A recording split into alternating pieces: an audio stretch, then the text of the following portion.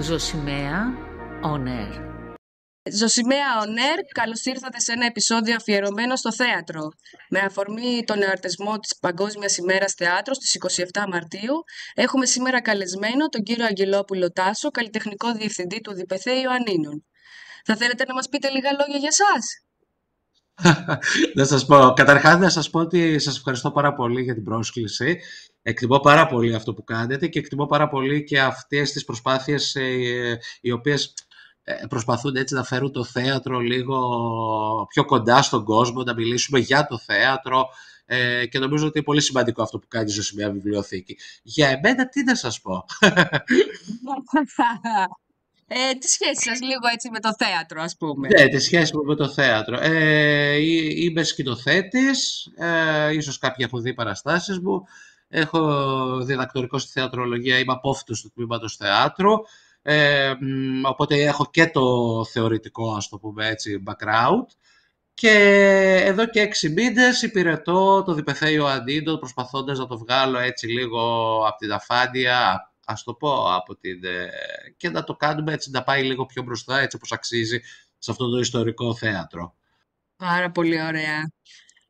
Το φετινό μήνυμα για την Παγκόσμια ημέρα Θεάτρου που ανατέθηκε στο Θεόδωρο Τερζόπουλο θέτει κρίσιμα ερωτήματα για το ρόλο του θεάτρου στη σύγχρονη κοινωνία. Πώς μπορεί το θέατρο να παραμείνει ουσιαστικό και αναγκαίο στο σημερινό κόσμο, πιστεύετε?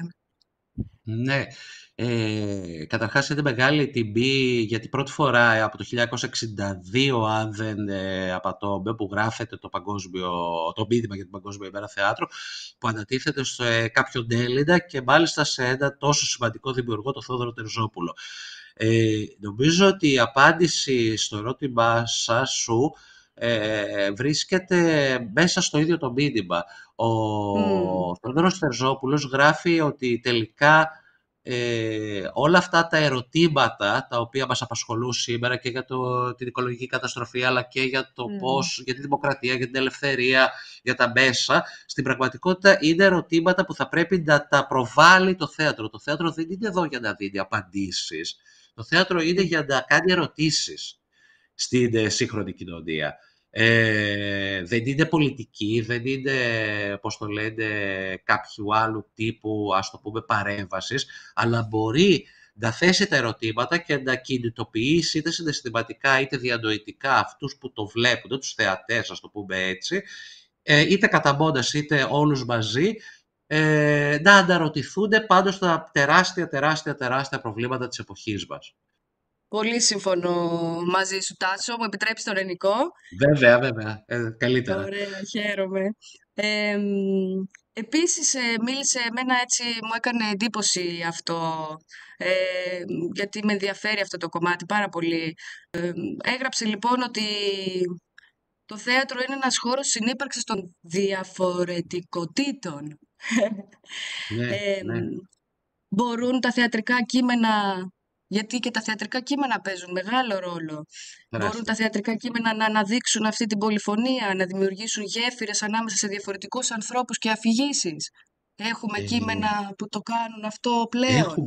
Έχουμε πολλά κείμενα και πρέπει να έχουμε την τόλμη να τα δείξουμε. Ειδικά στο ΔΠΘ θα ήθελα να πω ότι ένας από τους στόχους μας, ας το πούμε έτσι, που τον μοιραζόμαστε πολύ ωραία και με τον πρόεδρο του Συμβουλίου, τον Γιώργο τον Καψάλη, και με τα υπόλοιπα μέλη του Συμβουλίου, αλλά και με το προσωπικό, είναι ακριβώς αυτό.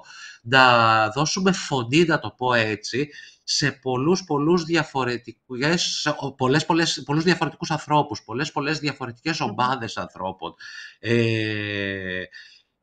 Το θέατρο είναι γενικά ένας χώρος στον οποίο βλέπουμε σε, ας το πούμε έτσι, συμμαζεμένο χρόνο τη ζωή.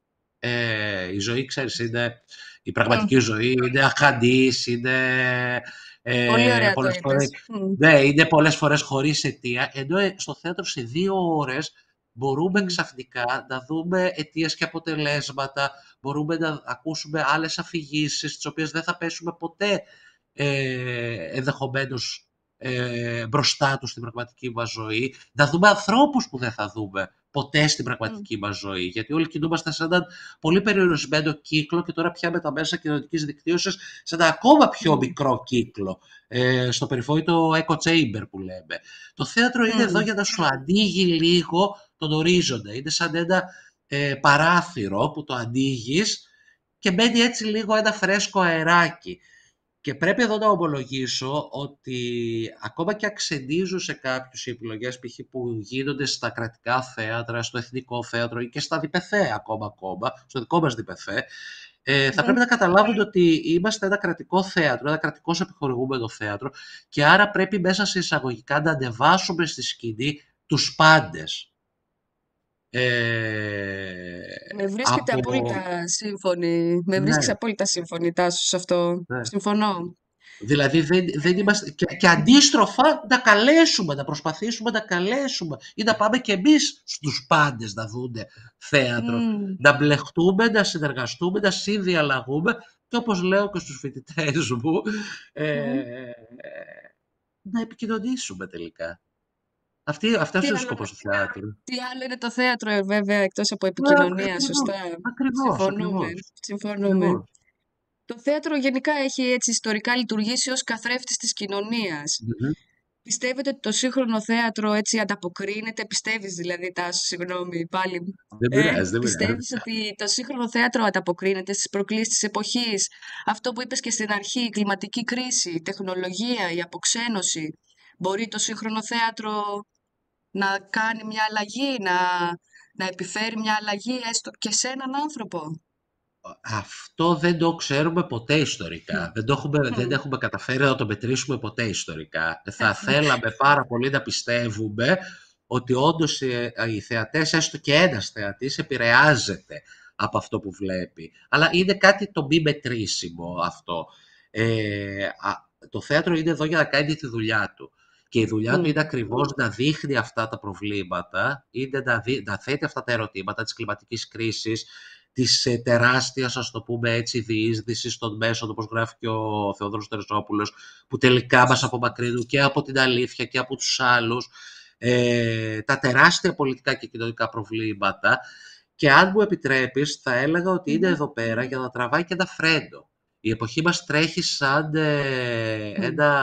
με την ταχύτητα του φωτός. Οι αλλαγές που ζούμε στις ζωές μας είναι τόσες πολλές που δεν μπορούμε να τις επεξεργαστούμε και το θέατρο είναι εδώ για να σου τραβάει ένα φρέντο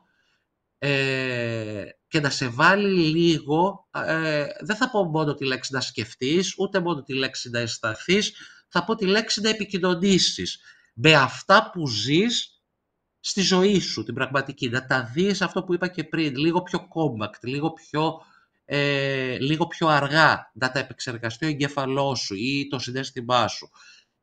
Με αυτή την έννοια η συνεισφορά του θεάτρου είναι τεράστια και γι' αυτό εξακολουθεί και υπάρχει το θέατρο. Θα περίμενε κάποιος ότι εδώ και κάποια χρόνια είναι μια τεράστια συζήτηση αυτή που κάνουμε και στη θεατρολογία και παντού, ότι τι το θέλουμε το θέατρο, βρε παιδιά. Έχουμε τον κινηματογράφο, έχουμε το βίντεο, έχουμε 1002 TikTok, ξέρω εγώ, δεν ξέρω τι, την όλα εικονική αυτά. πραγματικότητα, Την εικονική πραγματικότητα, την αυξημένη νοημοσύνη. πραγματικότητα, ακριβώς. Τι το θέλουμε το θέατρο? Μα το θέατρο επιτελεί ακριβώς αυτό. Σου τραβάει ένα φρέντο.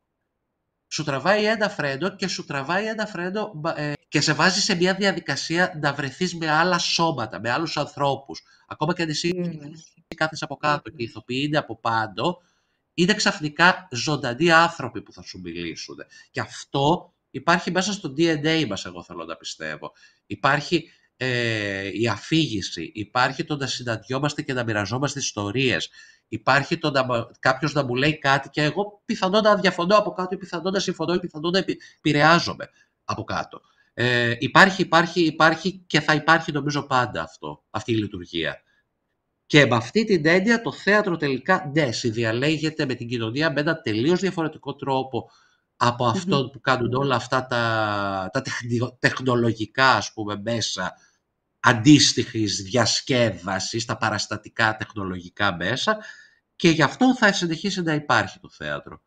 Πιστεύεις δηλαδή ότι το θέατρο μπορεί να διατηρήσει την αμεσότητά του στον ψηφιακό κόσμο, ή Βέβαια, πρέπει βέβαια. να προσαρμοστεί σε αυτήν ή να την ενσωματώσει κάπως? Τι λες? Θα μ' άρεσε πάρα πολύ να το ψάχνουμε αυτό. Είναι ένα Μμ. τεράστιο, όπως το λένε, ερευνητικό πεδίο.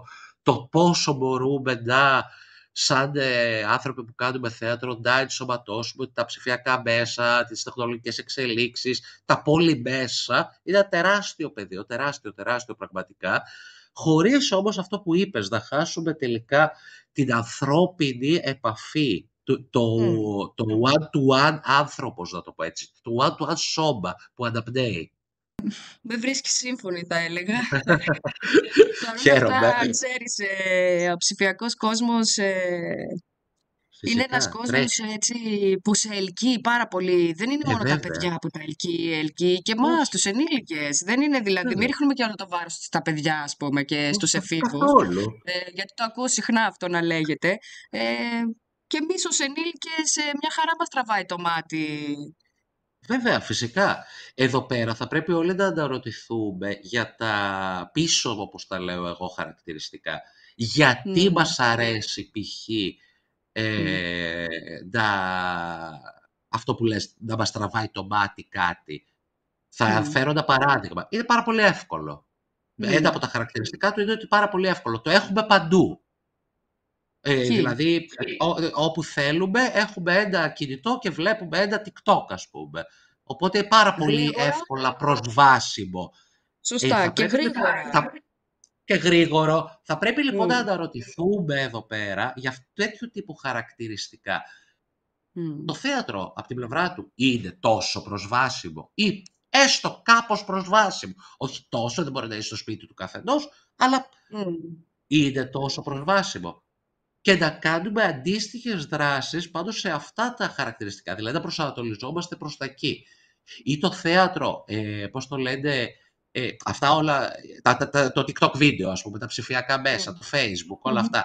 Μιλάνε Μμμ. έτσι μία πιο απλή γλώσσα, λίγο τη γλώσσα των παιδιών, λίγο τη γλώσσα των εφήβων, γιατί το έφερες και αυτό στο Ναι, ναι. τραπέζι. Εμείς Μμμ. στο θέατρο μιλάμε αυτή τη γλώσσα. Μμ. Υπάρχουν σύγχρονα έργα που γράφονται με αυτή τη γλώσσα ή σύγχρονη δραματουργία, μιλάω μόνο έργα, σύγχρονες Ναι. παραστάσεις με αυτή τη γλώσσα. Αυτές είναι οι αναρωτήσεις πάνω στις οποίες πρέπει να πατήσουμε, κατά τη γνώμη μου πάντα, για να Μμ. ανταποκριθούμε ως θέατρο στις απαιτήσεις τις σύγχρονες και να αρχίσουμε πραγματικά να θέτουμε τα ερωτήματα που λέει και ο Θόδωρος Τερζόπουλος στο μήνυμα. Μου δίνεις έτσι μια πολύ ωραία πάση για την επόμενη ερώτηση για τους θεατρικούς συγγραφείς και δημιουργούς Μμ, γενικότερα, που ναι. όντως κατακλείζονται και αυτοί και εμείς από γρήγορες πληροφορίες, εικόνες. Ε, τι κάνει ένα θεατρικό κείμενο έτσι δυνατό και ικανό να κρατήσει την προσοχή του σύγχρονου θεατή? Είπες για τη γλώσσα. Αυτό σημαίνει Ναι. τι, ότι πρέπει να προσαρμόσουμε όλα τα κείμενά μας και τις δημιουργίες? Όχι, φυσικά υπάρχει και το αντίστροφο. Μπορεί να πρέπει να Μμμ. κάνουμε ένα θέατρο το οποίο να πηγαίνει κόντρα.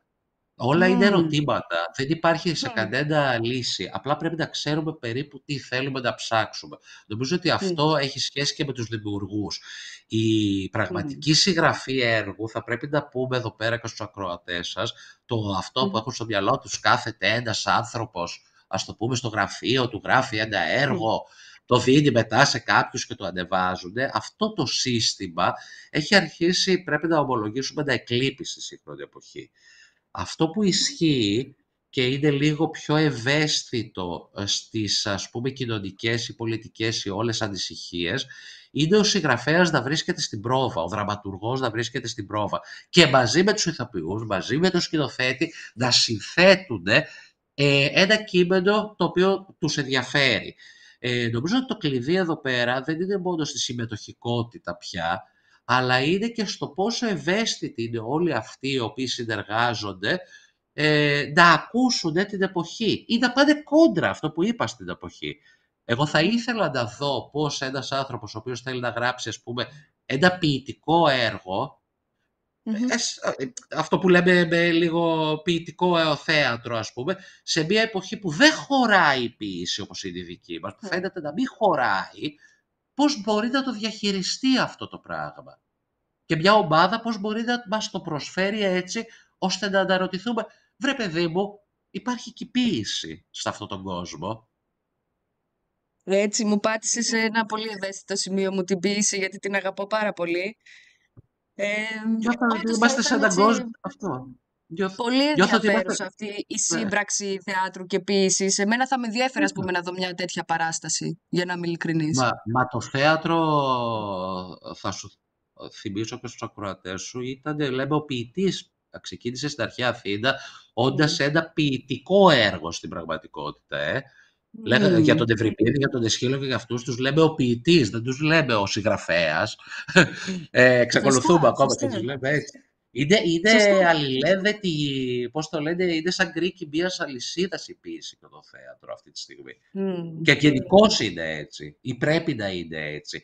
Κάτι κρύβεται, ακόμα και αν δεν υπάρχει ποίηση. Ποίηση είναι, ας το πούμε έτσι, και ένα έργο στο οποίο ακούγονται μόνο βρισιές. Ένα θεατρικό έργο ή μια θεατρική δημιουργία που ακούγονται μόνο βρισιές. Για μένα, αν το έχουν αντιληφθεί σωστά οι δημιουργοί, αυτό είναι μια ποίηση της καθημερινότητας. Δεν είναι ποίηση μόνο τα ωραία λουλούδια και τα, πώς το λένε, τα ωραία τοπία που περιγράφονται, αλλά και η ποίηση της καθημερινότητας. Ή πίσω από την καθημερινότητα τι κρύβεται, για να το πω έτσι. Είναι πάντα μία, πώς το λένε, μάχη, δεν θα το πω, ή μία μάχη, μία σύμπραξη αυτή που πρέπει να γίνεται εδώ πέρα. Και το ξαναλέω, ζούμε σε μια εποχή που έχει εξοφελήσει πάρα πολλά πράγματα από μπροστά μας και πρέπει να δούμε πώς θα τα ξαναφέρουμε. Την ποίηση, την αισθητική, την οπτική, ας το πούμε έτσι.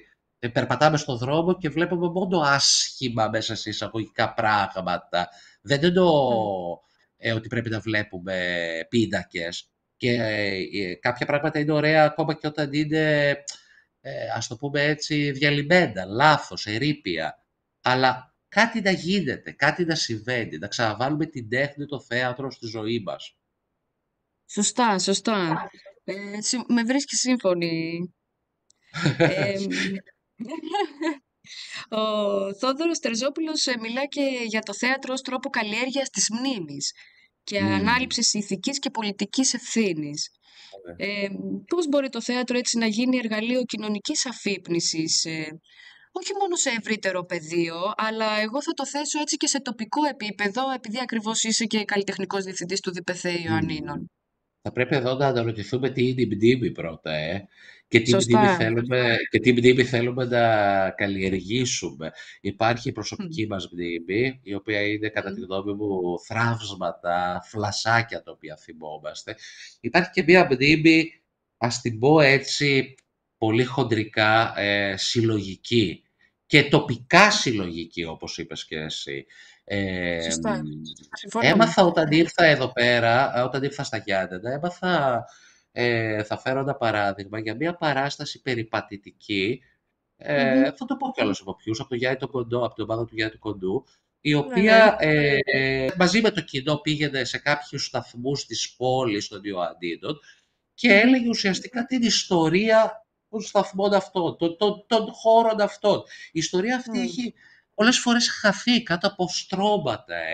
Έχουμε ξεχάσει σαν συλλογικότητα, σαν συλλογικό όν, τι ήταν στην τάδε γωνία. Μπορεί να ήταν, ξέρω εγώ, στα Γιάννενα ειδικά η Εβραϊκή Συνταγωγή, ας πούμε, λέω ένα παράδειγμα. Ή να ήταν, άμα ήμασταν στην κατοχή, το αρχηγείο της Γκεστάπο που γινόντουσαν βασανιστήρια. Όλα αυτά τίποτα δεν πρέπει στο θέατρο. Όλα αυτά καλούμαστε στο θέατρο, να το πω έτσι, να τα διαχειριστούμε, να τα ξαναφέρουμε μπροστά. Το θέατρο καμιά φορά το παρομοιάζω και με μια αρχαιολογική, ας το πούμε έτσι, έρευνα, και εγώ έχω και ιδιαίτερη ευαισθησία, γιατί στην πραγματικότητα ιστορικός είμαι, ιστορικός του θεάτρου είμαι. Ναι, αυτό είναι το διδακτορικό μου. Ωραία.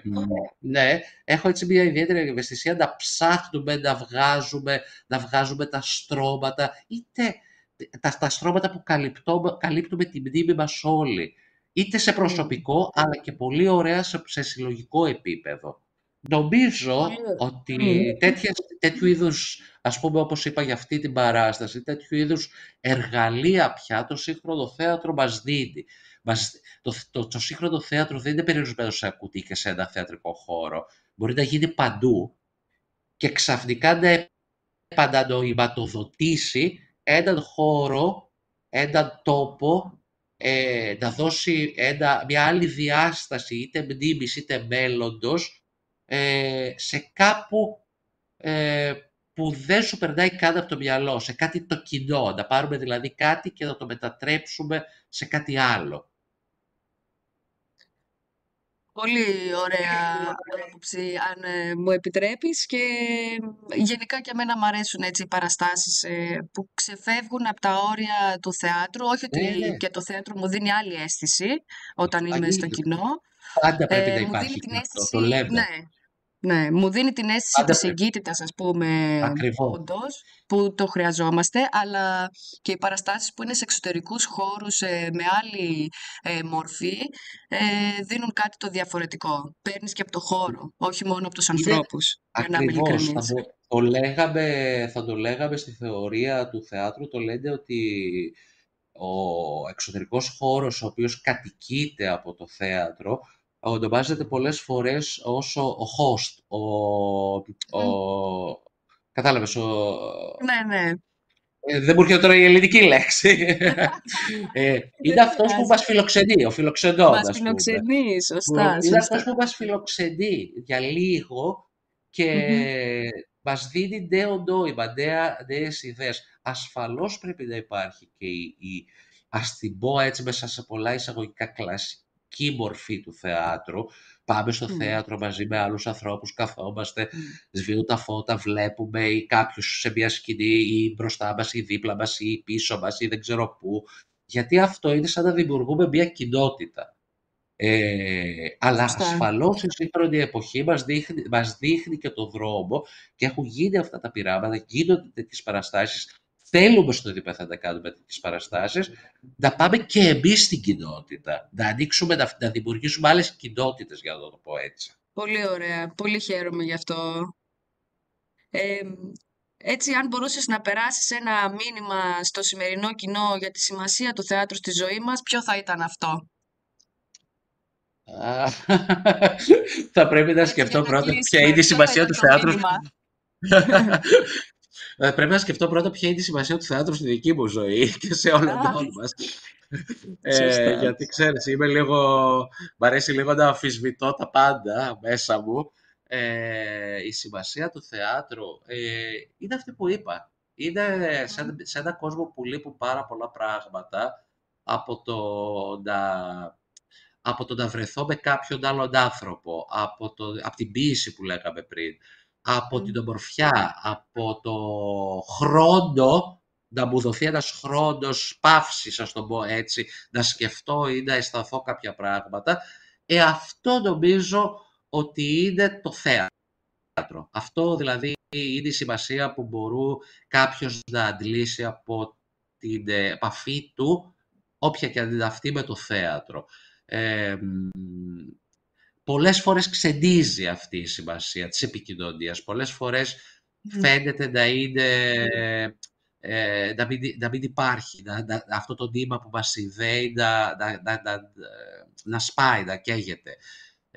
Πολλές φορές φταίμε εμείς του θεάτρου, γιατί βρισκόμαστε κλεισμένοι μέσα στον εαυτό μας και σε αυτά που θέλουμε να κάνουμε και δεν μας καταλαβαίνει το κοινό και. Εδώ δεν έχει όμως στην πραγματικότητα δεν έχει αυτή την πολυτέλεια το θέατρο. Δεν είναι σαν τη ζωγραφική που κάθεται ο ζωγράφος στο εργαστήριό του, τον φτιάχνει, τον πίνακα, τελείωσε και αν τον είδε κάποιος ή σαν τον ποιητή που το φτιάχνει ένα ποίημα και μπορεί να μην το διαβάσει κανένας, που γράφει ένα ποίημα, συνθέτει ένα ποίημα. Το θέατρο υπάρχει τη στιγμή ακριβώς που θα συναντηθούμε. Θα συναντηθούμε με το κοινό. Και αυτό νομίζω ότι είναι ακριβώς η συνεισφορά του. Μην κοροϊδευόμαστε, δεν συναντιόμαστε στο σύγχρονο κόσμο. Με ό,τι και αν μπορούμε να βάλουμε μέσα σε αυτό το ρήμα. Ό,τι και αν σημαίνει. Από το δεν επικοινωνούμε, ακόμα και αν είμαστε με 1000 ανθρώπους ή με τους φίλους μας ή οπουδήποτε, μέχρι το όντως δεν συναντιόμαστε. Υπάρχει τεράστια, ας το πω έτσι, κυριολεκτική μοναξιά σε αυτό το σύγχρονο κόσμο. Το θέατρο είναι εδώ για να μας παρηγορήσει σε σχέση με αυτά. Να μας κάνει comforting, να το πω έτσι. Να λοιπόν ένα πολύ ωραίο μήνυμα, πραγματικά. Να συναντηθούμε. Αυτό είναι το θέατρο. Η συνάντηση λοιπόν. Πάρα πολύ ωραία. Τάσο, σε ευχαριστώ πάρα πολύ για αυτή τη συνέντευξη μαζί μας, για το podcast μας. Εγώ ελπίζω να είπαμε μερικά ενδιαφέροντα πράγματα που έτσι λίγο να κινητοποιήσουν τους ακροατές σας, τους ακροατές της Ζωσιμαίας Βιβλιοθήκης, και να έρθουν στο θέατρο και να έρθουν και στη βιβλιοθήκη. Εγώ θέλω, όλα είναι αλληλένδετα μέσα μου. Συμφωνούμε. Και εγώ θεωρώ ότι είναι αλληλένδετα πραγματικά. Σε ευχαριστώ και πάλι. Ακριβώς. Να είσαι καλά, ευχαριστώ όλοι.